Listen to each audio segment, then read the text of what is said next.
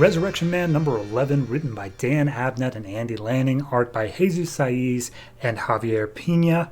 Last issue left off with both Heaven and Hell agreeing to give Mitch some time to sort out his affairs and whatnot and figure out about his past.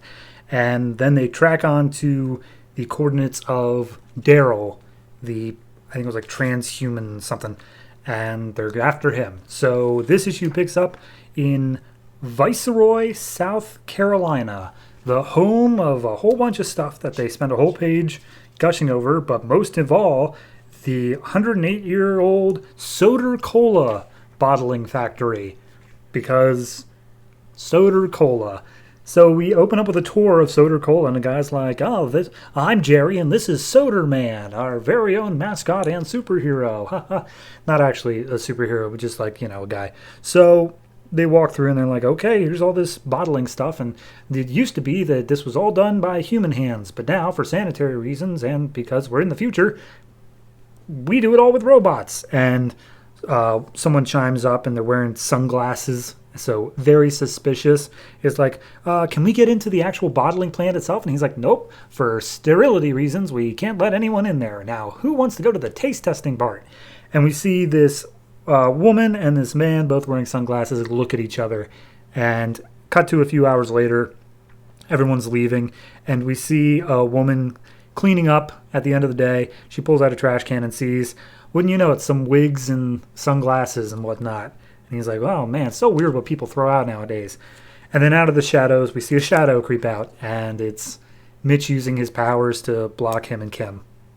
So they make their way through the Soda Cola lab because they're like, look, it says right here. We're looking around, we're trying to find it, but all they see are like more bottles, more stuff like that.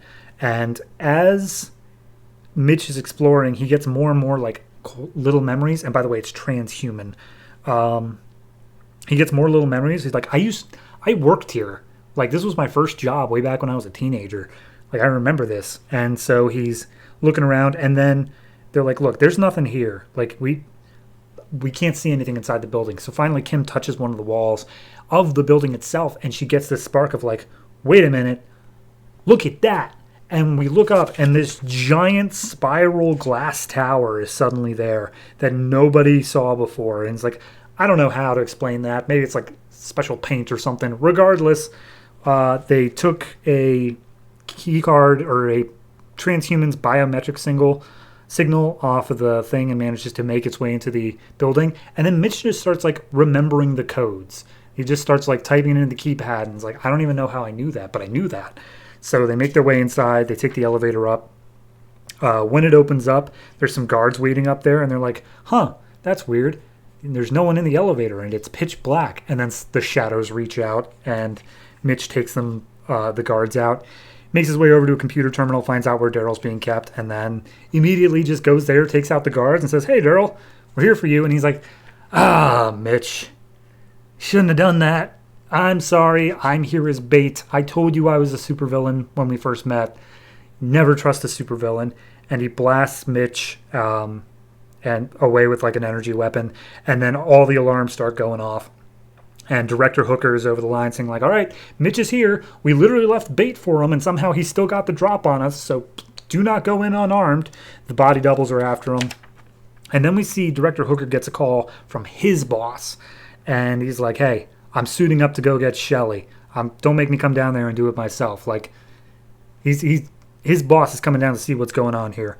And it's just a guy in shadows with a whole bunch of like tubes coming out of him.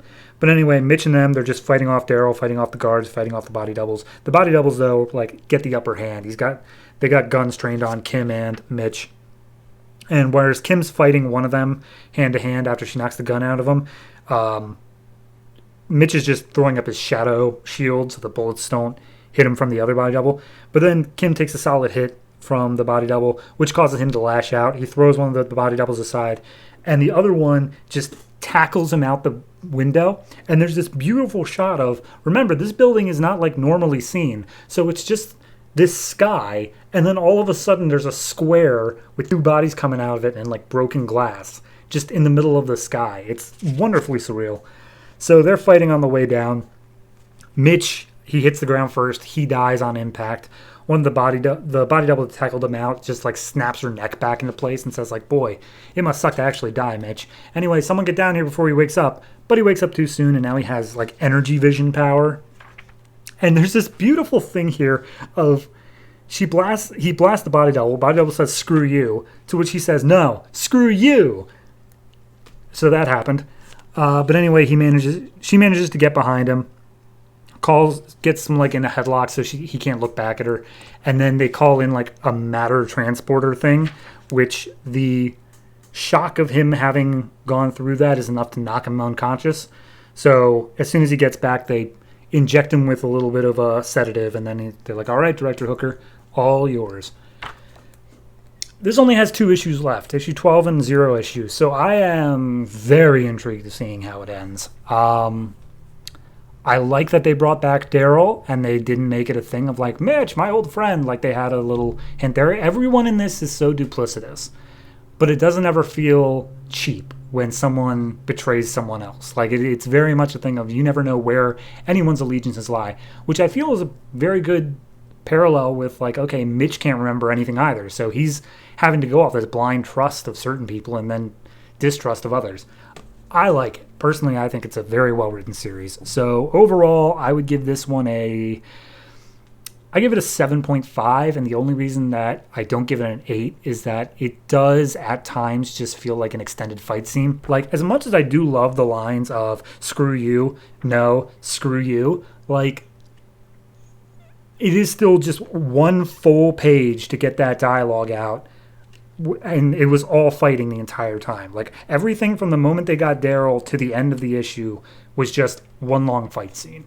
And for something this close to the end, I think I would have liked a little bit more of the exposition. I'm sure we'll get the full drop on that next issue, but just something I would have liked a little bit here. So 7.5, still very solid.